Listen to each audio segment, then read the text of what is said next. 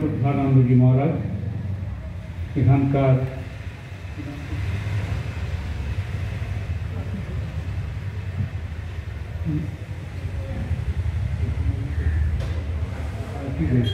ঠিক বলেছেন শ্রদ্ধানন্দজি মহারাজ আমাদের রামকৃষ্ণ মিশন গৌহাটির সম্পাদক, আমার সাধু ভাইরা আর আমাদের ভক্তেরা, আজকে একটি মহাপূর্ণ দিন। এই ছত্তিশগড়ি রোডে যেখানে আগে মন্দির ছিল, সেই মন্দিরটি নবকলেবরে উদ্ঘাটন করতে পেরে আমি একে সৌভাগ্যবান মনে করছি এবং এটি সম্পূর্ণ মা কামাখ্যা দেবীর কৃপা, ভগবান শ্রীরাম। গৌহাটি হচ্ছে কি gateway of north east India. আমাদের আশ্রম ছিল শিলং, চেরাপুঞ্জি আর লোয়ার আসামে শিলচর, করিমগঞ্জ। তারপর যখন আলম হলো, সব কিছু নির্ভর করত গৌহাটির উপর। এই আশ্রমটি প্রথমেই ভক্তেরা পরিচালিত হয়েছিল, খুব ভালোভাবে হচ্ছিল। তারপর বেলমন্ট কর্তৃপক্ষ সিদ্ধান্ত নেন যে যেহেতু আপার আসামে অনেক আমাদের প্রাইভেট সেন্টার রয়েছে, ডিব্রুগড়, দিগবর আর অনেক সেন্টার, প্রাইভেট সেন্টার রয়েছে, সেই সব জায়গা যাওয়ার জন্য একটা হল্ট করা দরকার। সেই অনুসারে এই আশ্রমটি নেওয়া হয়। এই আশ্রম পুরনো বাড়ি, আরও লম্বা ছিল, তাই দেখেছি আমি যখন এখানে প্রথম আসি 1974 সালে, তখন সেই সময় উপস্থিত ছিলেন আমাদের দশম সংঘগুরু পরম পূজ্য শ্রীমৎস্বামী বীরেশ্বর নিমার। তখন আমি চিরাপুঞ্জিতে থাকতাম। আর এই আশ্রমের প্রথম সম্পাদক হয়েছিলেন আমাদের পশুপতি মহারাজ, প্রণবানন্দজি মহারাজ, মহাপুরুষ মাঝে শিষ্য, স্বামী শিষ্য। এই শিল্পী ছিলেন। যখন কন্টাই করে কন্টাই শহর বা রহরা রামকৃষ্ণ মিশন থাকতেন, তখন নিজ হাতে মা দুর্গার প্রতিমা তৈরি করে নিজে পুজো করতেন। আমাদের কাছে ছোট্ট একটা খুব সুন্দর প্রার্থনা গৃহ ছিল।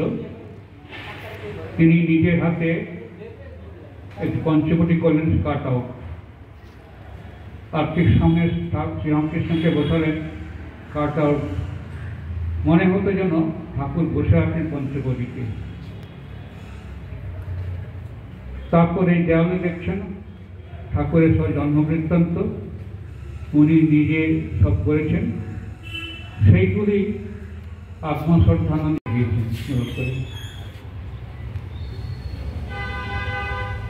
শ্রীরামকৃষ্ণ ছিলেন এখানে, ভবিষ্যতেও থাকবেন, কিন্তু যেহেতু এখানে আশ্রমটি উলুবাড়িতে চলে গেছে, এই আশ্রমটি তখন আমাদের এই সব অঞ্চলে অসমীয়া ভাই বোনদের, অন্যান্য যারা এখানে বাস করেন, তাদের জন্য আমরা চ্যারিটেবল ডিসপেন্সারি আরম্ভ করেছি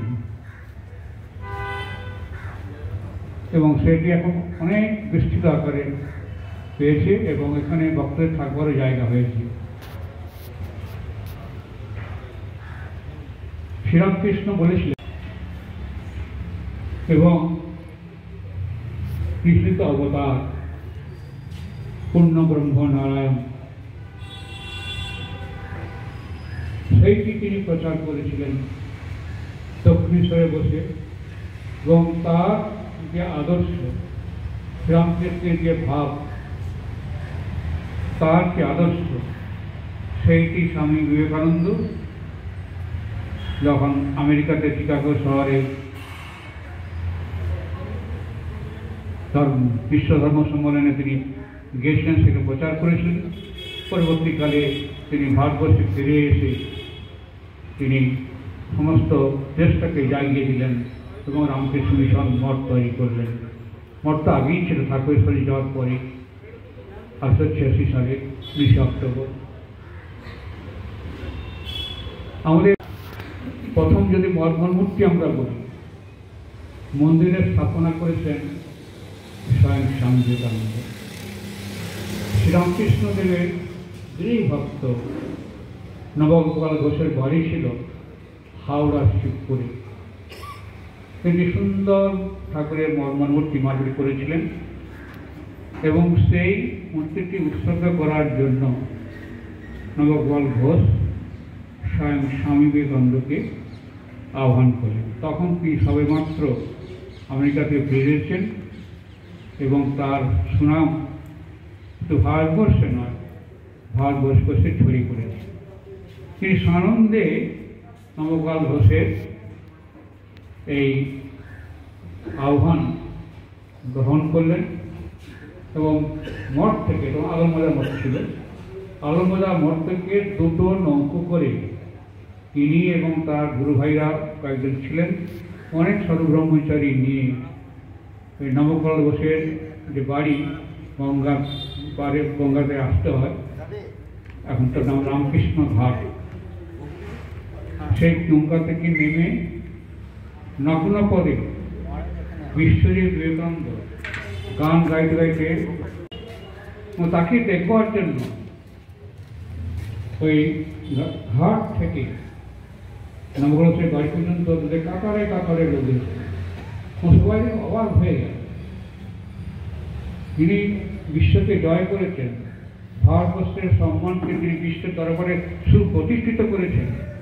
তিনি কিনা নগ্ন পদে খালি হয়ে গান গাইতে যাচ্ছে সাধারণ সন্ন্যাসীদের মতো তিনি চলেছেন।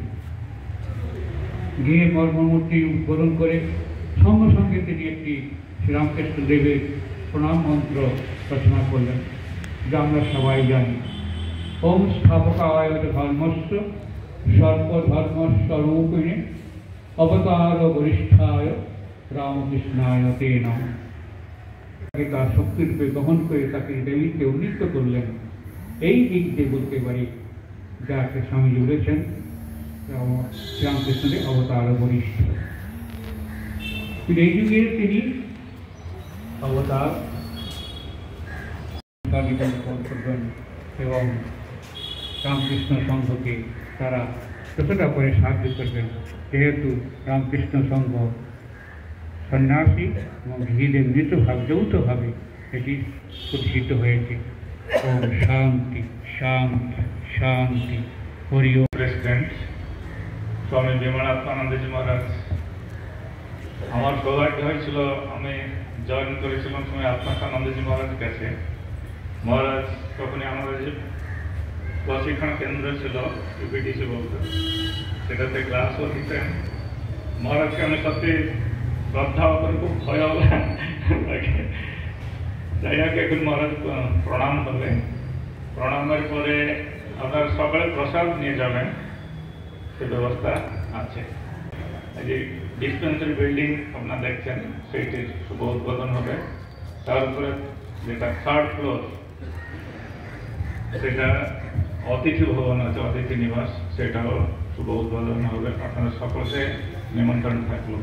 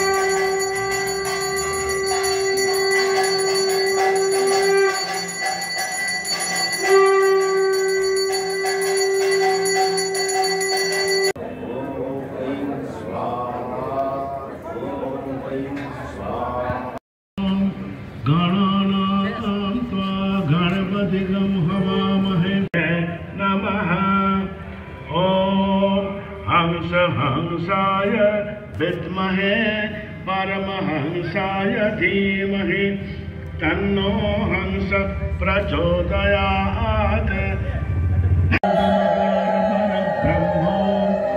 एतद्धर्मशिरो योदेते प्रातरान्ते शान्ते शान्तिः।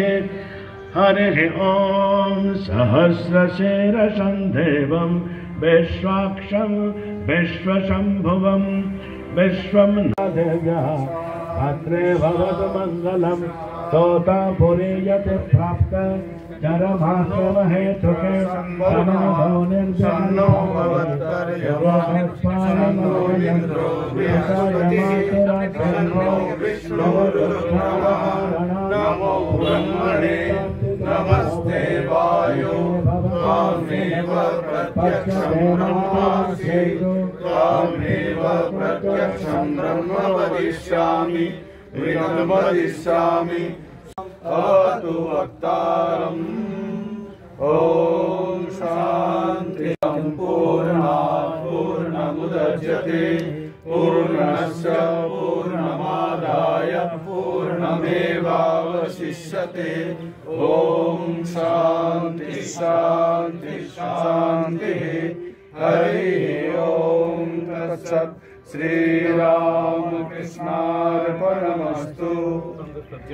स्थापकाय च धर्मस्य सर्वधर्मस्वरूपिणे अवतार वरिष्ठाय रामकृष्णाय ते नमः।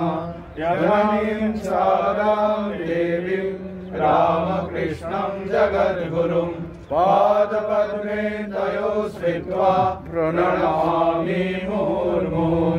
नमः श्री यतिराजाय विवेकानन्दसूरये सच्चित्सुखस्वरूपाय स्वामिने तापहारिणे कालिन्दी फुल्लकमले माधवेन क्रीडारत। ब्रह्मानन्द नमस्तुभ्यं सद्गुरो लोकनायक।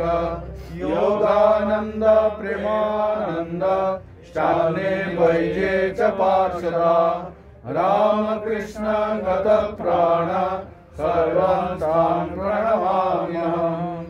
जय श्री महाराज जी की जय। जय महामाई की जय।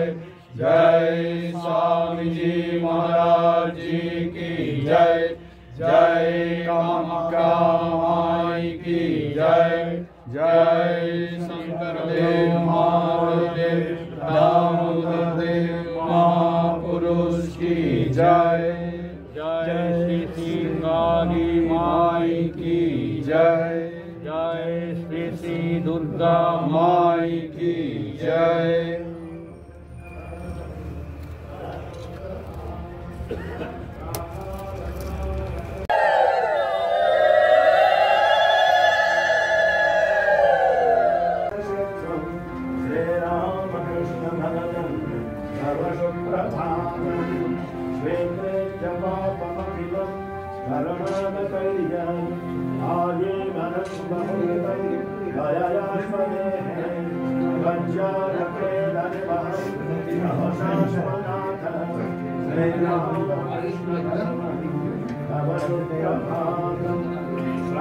प्रतिपालयन्ते श्रीरामकृष्ण भगवन् तव सुप्रभातम्। श्रीरामकृष्ण भगवन् तव सुप्रभातम्। आहै जगेन्द्र करुणा विलसे स्वभावो दुष्टा कठोरहृदया अपिते भजते सर्वविद्या स्वरूपां शारदां प्रणमाम्यहम्। परतत्त्वे सदा लीनो रामकृष्ण संघं नमाम्यहम्। आलिन्दे पुल्लकमले माधवेन आनन्दं नमस्तुभ्यं। रामकृष्ण शरणं रामकृष्ण शरणं रामकृष्ण शरणं रामकृष्ण शरणं